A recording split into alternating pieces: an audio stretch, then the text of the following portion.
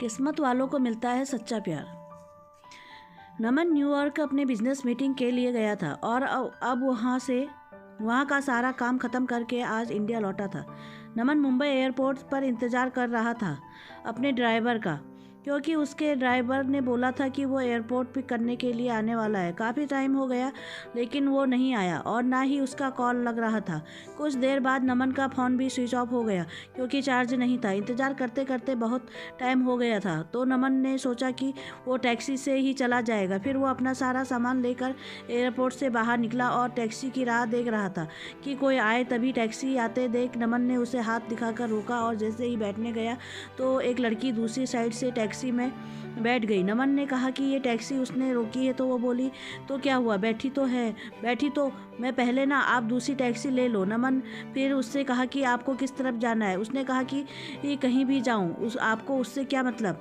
उसका ये सब सुन के नमन को थोड़ा गुस्सा आने लगा। एक तो मैं कब से इंतज़ार कर रहा हूँ, ड्राइवर नहीं आया और मेरा ये इधर मुझसे बहस कर रही है। फिर नमन भी टैक्सी में बैठ गया और बोला, भैया चलो। वो लड़की ज़्यादा कुछ नहीं बोली और आगे चल के उसका घर आ गया तो वह नमन से पहले ही उतर गई और नमन आगे निकल गया टैक्सी में। फिर जब नमन को प्यास लगा तो वह पानी पीने के लिए पीछे वाले सीट से पानी की बोतल लेने गया तो देखा कि उधर एक छोटा सा हैंड पर्स था जिसमें एक पैन कार्ड, आधार कार्ड और एक छोटी सी डायरी थी। वो पर्स उस लड़की का था। नमन ने ड्राइवर को बोला कि देखो, ये उस लड़की का पर्स इधर छूट गया, तुम इससे पुलिस स्टेशन में जाके जमा कर देना। फिर वो ड्राइवर बोलने लगा कि नहीं साहब, मैं नहीं पढ़ना चाहता ये पुलिस के चक्कर में। वो 10 सवाल पूछते हैं, बार बार पुलिस स्टेशन बुलाते हैं। मैं ठहरा एक ड्राइवर, दिन भर गाड़ी चला के कुछ पैसे कमाता हूँ। अगर पुलिस स्टेशन के ही चक्कर काटते रह गया तो खाऊंगा क्या। साहब ये काम आप ही कर दो, आप पुलिस स्टेशन जाके जमा कर देना। फिर नमन ने सोचा ठीक है, मैं एक जिम्मेदार नागरिक होने के कारण ये तो कर ही सकता हूँ। फिर नमन का घर आ गया। नमन ड्राइवर को उसका भाड़ा देकर उतर गया। नमन के घर में नमन अलावा उसकी मम्मी पापा रहते हैं। नमन उनसे मिला, उनका हाल चाल लिया और पूछा कि ड्राइवर आया क्यों नहीं एयरपोर्ट पर मुझे लेने। तो माँ ने बताया कि रास्ते में गाड़ी ख़राब हो गई तो उसने तुम्हें कॉल किया लेकिन तुम्हारा फ़ोन ऑफ था। उसने घर पर कॉल करके बताया कि वो गाड़ी ठीक करवाने के लिए जा रहा है। नमन ने कहा ठीक है। उसने अपने कमरे में चला गया आराम करने। जब नमन शाम को सोकर उठा तो उसने अपना कमरा ठीक करने में जुट गया जो कि बहुत बिखरा हुआ था। तभी नमन को वो उस लड़की का पर्स दिखा तो उससे गाड़ी में मिला था। नमन ने उसे खोला तो उसमें डायरी था। उसे निकाल के देखा कि उसमें कुछ और नंबर लिखे हुए थे। उसमें एक नाम था नीतू। नमन ने उस नंबर पर कॉल किया और उससे बोला कि मुझे एक पर्स मिला गाड़ी में जिसमें ये डायरी है, उसमें तुम्हारा नाम है और एक पैन कार्ड और आधार कार्ड भी है। उसने पूछा कि आधार कार्ड का नाम क्या है। नमन आधार कार्ड पर देखा कि और बोला अनीसा। तो सामने से वो लड़की बोली, हाँ ये मेरी दोस्त का पर्स है, वो मुझे बोली थी कि उसका पर्स कहीं खो गया है, मैं उसे बता देती हूँ, आपका नंबर भी दे देती हूँ, वो आपको कॉल कर लेगी। नमन ने कहा ठीक है। थोड़ी देर बाद एक नंबर से कॉल आता है। फ़ोन उठाते ही सामने से एक लड़की बोलती है, मेरा पर्स आपके पास है। नमन ने कहा हाँ, आप कौन। वो बोली, वही जिसका पर्स आपके पास है, जिसमें मेरा कुछ बहुत ज़रूरी सामान है। नमन ने कहा हाँ मेरे पास है, तुम उसे टैक्सी में भूल गई थी। वो बोली हाँ, कल आप मुझे डेली कैफ में मिलकर उसे लौटा सकते हैं। मैंने कहा हाँ। तो वो थैंक यू बोलकर कॉल रख दी। अगले दिन नमन कैफ़े गया उसका पर्स लौटाने के लिए। नमन सही टाइम पर पहुंचा था लेकिन अनीसा लेट थी। नमन रुका था उसके लिए। कुछ देर बाद वो आई। आज वो बिल्कुल अलग ही लग रही थी। कल से उसके लंबे घने बाल थे जो खुले थे। उसने सफ़ेद और नीले रंग का सलवार कुर्ता पहना था। कानों में सुंदर से झुमके भी थे। नमन उसे बस देखता ही रह गया। वो धीरे धीरे नमन की तरफ चली जा रही थी। नमन का ध्यान भी नहीं था, वो बस उसे देखे जा रहा था। फिर वो बोली, हेलो, ध्यान कहाँ है आपका, मैं कुछ पूछ रही हूँ। तो नमन जल्दी से उठ गया और बोला, हाँ आओ, मैं तुम्हारा ही वेट कर रहा था। वो बोली, हाँ सॉरी, मुझे थोड़ा लेट हो गया। नमन बोला, कोई नहीं, ठीक है। फिर नमन ने कहा, कॉफ़ी। वो बोली, सॉरी अभी नहीं, मैं थोड़ी जल्दी में हूँ, आप मेरा पर्स मुझे दे दो। मुझे जाना है। नमन ने कहा, हाँ दे दूंगा, थोड़ा बैठ के कुछ बात कर ही सकती हो। वो बोली, जरूर, लेकिन आज नहीं, फिर कभी। मैंने कहा, ठीक है, लेकिन याद रखना अपनी बात, अगली बार साथ में बैठ के कॉफ़ी पीना पड़ेगा, फिर मत कहना आज मैं जल्दी में हूँ। वो बोली, हाँ ठीक है, अब मेरा पर्स दे दो। नमन ने उसे का पर्स दे दिया और बोला, मैं तुम्हें कॉल कर सकता हूँ ना अगली बार मिलने के लिए? वो बोली, हाँ, और चली गई। नमन कुछ देर वहाँ रुका और फिर ऑफिस चला गया। नमन पूरी रात अनीसा के बारे में सोचता रहा। नमन उसे बोल ही नहीं पा रहा था। नमन को उसकी एक बात याद आ रही थी। अगले दिन नमन के कुछ दोस्त और वो उसे बोलने लगे कि चल आज पार्टी करते हैं, बहुत दिन हो गए हैं हम दोस्तों ने साथ में पार्टी नहीं किया है। नमन ने कहा, ठीक है, हाँ, सब चल रहे हैं तो मैं भी चलता हूँ। फिर वो 5 दोस्त एक क्लब में गए। सब वहाँ बहुत नाचे, साथ में फिर थोड़ा ड्रिंक भी किया। तभी नमन की नज़र एक लड़की पर गई जो लगातार बहुत ड्रिंक कर रही थी। नमन ने ध्यान से देखा तो वह और कोई नहीं, अनीसा थी। आज वह बहुत ही अलग लग रही थी।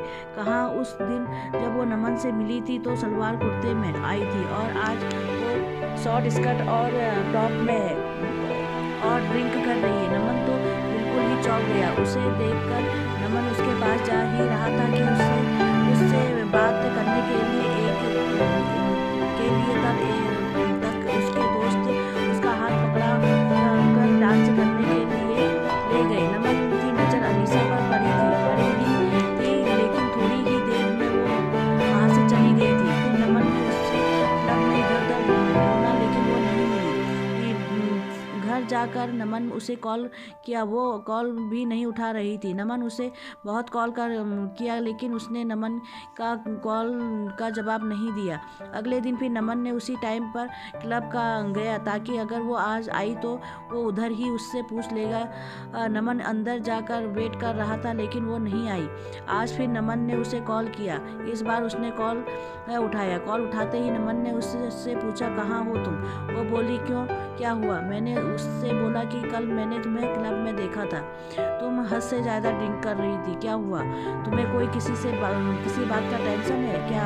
वो बोली, नहीं, और कॉल कट कर दी। नमन फिर उसे कॉल लगाया तो उसने कॉल नहीं उठाया। इस बार नमन वहाँ से घर चला गया। घर आकर उसने अनीसा को मैसेज किया कि अगर तुम्हें कोई किसी बात का टेंशन है तो मुझे बता सकती हो। उसका कोई रिप्लाई नहीं आया। 2-3 दिन हो चुके थे, अभी तक अनीसा ने कुछ नहीं कहा था। नमन फिर अनीसा को कॉल किया। उसने कॉल उठाया। नमन ने बड़े आराम से बोला कि तुमने कुछ रिप्लाई नहीं दिया मेरे मैसेज का। वो चुप थी। नमन ने फिर बोला, ऐसे चुप नहीं रहो, कुछ बोलो, कुछ परेशानी है तो बताओ, मैं तुम्हारी मदद कर सकता हूँ। फिर नमन ने कहा, अच्छा चलो कल उसी कैफ़े में मिलो, तुम्हारी काफ़ी बाकी है एक मुझ पे। वो हाँ ठीक है बोलकर कॉल रख दी। नमन बड़ी बेचैनी से कल का इंतज़ार कर रहा था। अगले दिन वो सुबह उठा, अच्छे से तैयार होकर अनीसा से मिलने के लिए निकला। आज नमन खुद टाइम से पहले ही आकर इंतज़ार कर रहा था। थोड़ी ही देर में अनीसा आ गई। वो बहुत सुंदर दिख रही थी। आज उसने जीन्स टॉप पहना था और बाल वैसे ही खुले थे। वो जैसे जैसे आगे आ रही थी चल के उसके बाद उसकी आँखों की तरफ आ रहे थे। वो उन्हें ठीक करती हुई आ रही थी। वो आके नमन के सामने वाली कुर्सी पर बैठ गई। वो शांत थी। नमन ने पूछा, कॉफ़ी? और वो हाँ की कॉफ़ी काफ़ी हल्की सी मुस्कुराहट के साथ बोली, हाँ। नमन ने वेटर को कॉफ़ी के लिए बोला और अनीसा से बोला, चलो अब बताओ क्या बात है जिससे तुम परेशान हो। पहले तो वो कुछ नहीं बोल रही थी, फिर नमन ने कहा, बोलो कुछ। वो बोली कि मैं मुंबई में अकेले रहती हूँ, यहाँ मैं अपना करियर बनाने के लिए आई हूँ। ये बोलते बोलते वो चुप हो गई। मैंने कहा, हाँ आगे बोलो, इससे मैं क्या हुआ? तो ये तो अच्छी बात है, तुम अपने करियर पे इतना ध्यान दे रही हो। फिर वो बोली, लेकिन अब नहीं हो पा रहा है, मेरा काम मैं बिल्कुल ध्यान नहीं रहता। मुझे अपने बॉस से बहुत बार डांट सुननी पड़ती है और उसने ये तक कह दिया कि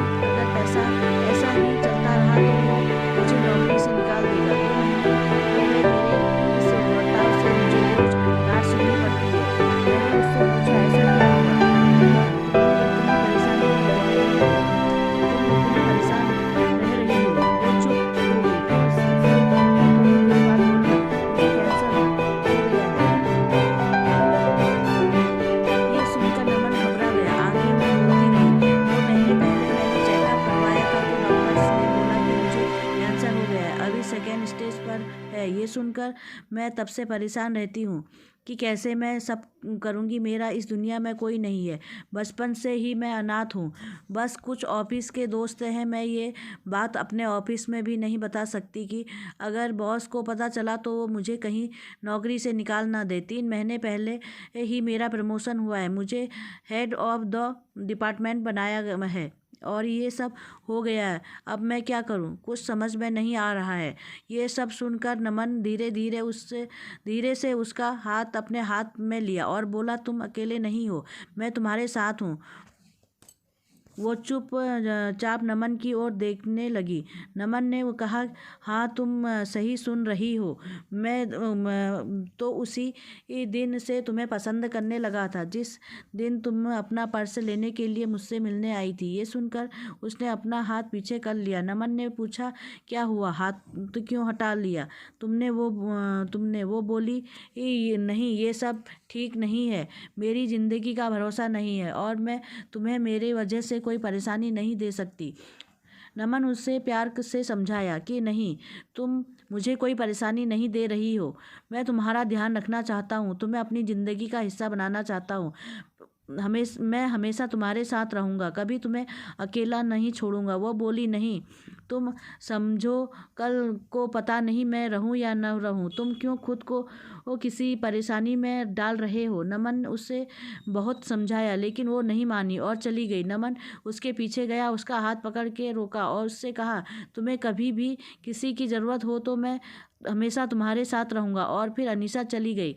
नमन उसे रोज़ उसका हाल पूछता था। वो डॉक्टर के पास चेकअप के लिए गई कि नहीं, टाइम पर सब दवाइयाँ ले रही है कि नहीं। उस दिन के बाद नमन ने कभी उसे अकेला नहीं महसूस होने दिया। नमन उसे रोज़ फ़ोन करता था, उसका हाल पूछता था। 4 महीने हो चुके थे ऐसे बात करते करते। एक दिन शाम को फ़ोन पर बात करते करते अनीसा बेहोश हो गई। नमन उसे पुकारता रहा लेकिन वो कुछ नहीं बोल रही थी। नमन तुरंत उसके घर जाने के लिए निकल गया। उधर पहुंचा तो देखा कि अनीसा घर में पर कोई नहीं था। फिर उसके पड़ोसियों से पूछा तो पता चला कि वो हॉस्पिटल लेकर गए हैं। मैं तुरंत हॉस्पिटल पहुंचा। इंक्वायरी डेस्क पर उसके बारे में पता किया। उसके रूम के तरफ गया तो 2-3 लोग खड़े थे जो अनीसा को हॉस्पिटल लेकर आए थे। नमन उनसे पूछा कि क्या हुआ अनीसा को? तो वो बोले कि अनीसा अपने घर में बेहोश हो गई थी। वो तो उसके घर का दरवाज़ा थोड़ा खुला था तो एक बच्चे को बॉल खेलते खेलते उसके घर में चला गया। तो हमने जाकर देखा कि ये बेहोश पड़ी थी। अनीसा अकेले रहती है यह तो हम उससे हॉस्पिटल लेकर आए।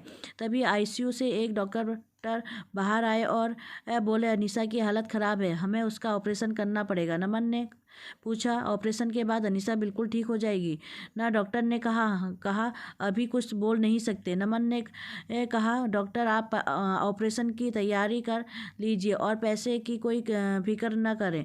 ये सुनकर डॉक्टर चले गए। पूरे 5 घंटे बाद ऑपरेशन रूम से डॉक्टर बाहर आए। नमन जल्दी से डॉक्टर के पास गया और पूछा, अनीसा कैसी है? डॉक्टर ने कहा, ऑपरेशन सक्सेसफुल हुआ, घबराने की बात नहीं है कुछ। नमन के जान में जान आई। उसने पूछा, क्या मैं अनीसा से मिल सकता हूँ? डॉक्टर ने कहा, अभी नहीं, कुछ देर बाद। नमन ने कहा, ठीक है। फिर नमन बाद मैं अनीसा से मिला। वो नमन को देख कर रोने लगी। नमन उसके पास बैठा था। उसने कहा कि बोला था मैंने, मैं हमेशा तुम्हारे साथ रहूँगा। ये सुनकर अनीसा रोने लगी। नमन उसे चुप कराया और कहा, अभी तुम्हारा ऑपरेशन हुआ है, ऐसे में तुम्हें रोना नहीं चाहिए। हम दोनों बहुत देर तक एक दूसरे का हाथ पकड़ा कर बैठे थे।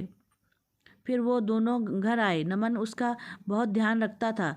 नमन ने अनीसा के बारे में अपने घर वालों को बता दिया तो अब वो अनीसा के साथ ही रहता है, उसका ध्यान रखता है। अब अनीसा पूरी तरह से ठीक हो गई। तब दोनों ने शादी कर ली और हमेशा के लिए दोनों एक साथ हो गए।